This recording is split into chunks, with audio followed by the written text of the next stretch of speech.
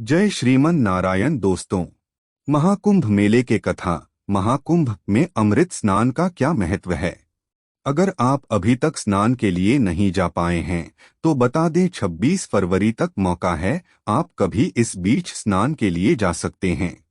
लेकिन अमृत स्नान का महत्व ही कुछ और है। जी हाँ, महाकुंभ में शाही स्नान के लिए लोगों की सबसे ज्यादा भीड़ देखने को मिल रही है।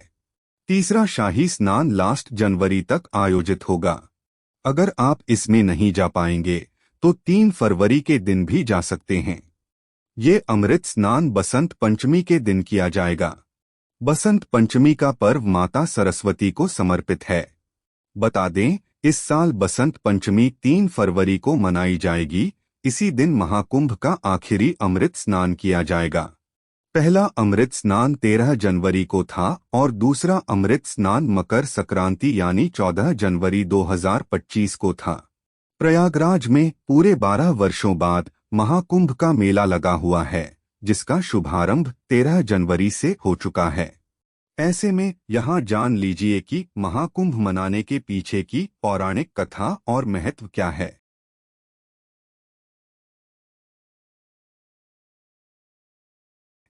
पूरे 12 वर्षों के बाद महाकुंभ मेला का आयोजन किया जाता है। महाकुंभ सबसे बड़ा और प्रमुख धार्मिक अनुष्ठान माना जाता है। कुंभ मेला में लाखों करोड़ों की संख्या में श्रद्धालु आते हैं। कहते हैं कि जो भी व्यक्ति कुंभ स्नान कर लेता है उसके सभी पाप मिट जाते हैं। इतना ही नहीं, उसकी सभी मनोकामनाएं भी पूरी होती हैं।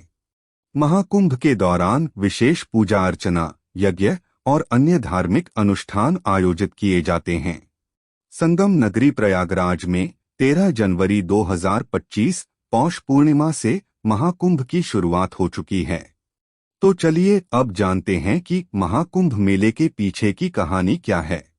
साथ ही जानेंगे महाकुंभ का धार्मिक महत्व, महाकुंभ से जुड़ी पौराणिक कथा।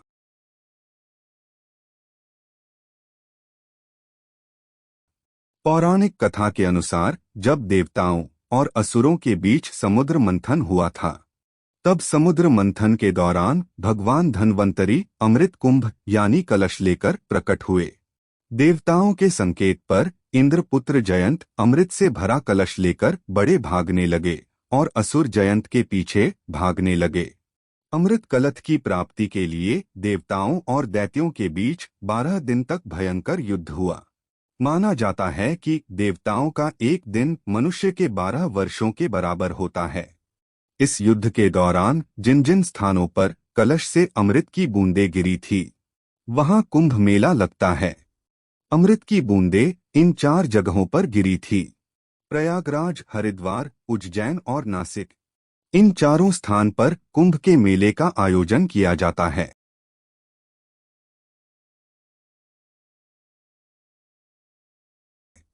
महाकुंभ का क्या महत्व है?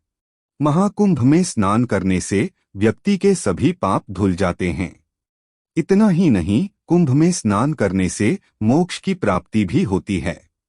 इसके अलावा कुंभ मेला आध्यात्मिक ज्ञान, सांस्कृतिक आदान प्रदान और सामाजिक समरसता का भी प्रतीक माना जाता है। लोग आध्यात्मिक ज्ञान और मानसिक शांति के लिए भी कुंभ मेला में आते हैं। बता दें कि महाकुंभ में नागा साधु से लेकर अन्य अलग अलग बड़े बड़े संत पधारते हैं, जिनका आशीर्वाद लेने के लिए श्रद्धालु दूर दूर से कुंभ मेला में शामिल होने आते हैं।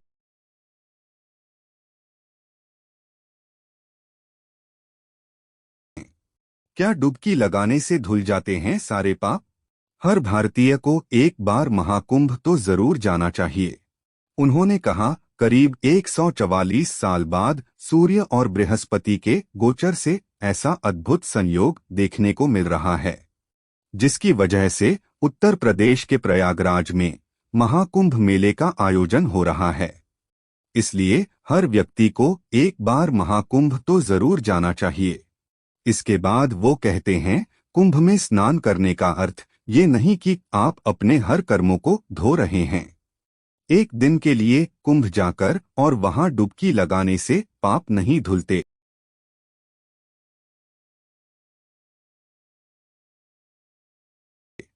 महाकुंभ में अमृत स्नान का क्या महत्व है?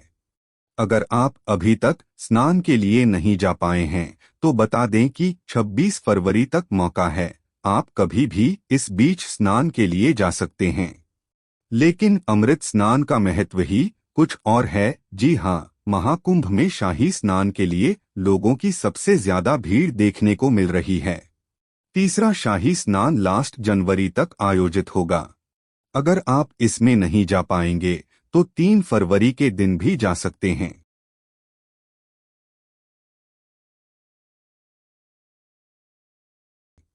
ये अमृत स्नान बसंत पंचमी के दिन किया जाएगा। बसंत पंचमी का पर्व माता सरस्वती को समर्पित है। बता दें, इस साल बसंत पंचमी 3 फरवरी को मनाई जाएगी। इसी दिन महाकुंभ का आखिरी अमृत स्नान किया जाएगा। पहला अमृत स्नान 13 जनवरी को था और दूसरा अमृत स्नान मकर संक्रांति यानी 14 जनवरी 2025 को था।